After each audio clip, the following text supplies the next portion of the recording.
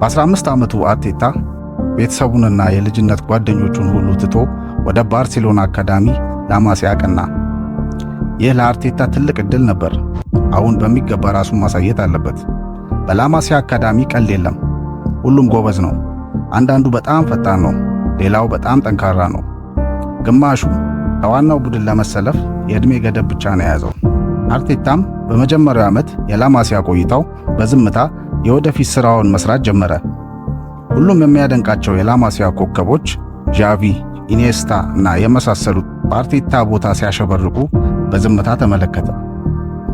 እይታው፣ የኳስ አገፋፉና ክፍተት የማየት ብቃቱ በጣም ጥሩ ቢሆንም የሰውነት ጥንካሬ ይጎለው ነበርና አሰልጣኙ አንድ ጊዜ አርቴታን ጠርቶ አርቴታ፣ የኳስ እይታ ልክ እንደ ፕሮፌሽናል ነው፣ ነገር ግን ስትጫወት እንደ ለማጅ ነው፣ ጥንካሬ የለህም ብሎት ነበር። አርቴታን በመለማመጃ ሜዳው ላይ ስሜታዊ ሲሆን ይታይ ነበር። የአካዳሚ ሕይወቱንም ሊያቋርጥ ከጫፍ ደርሶ ነበር፣ ነገር ግን አላደረገውም። እንደውም ይህ ሁኔታ የበለጠ እልህ ውስጥ እንደከተተው ይናገራል።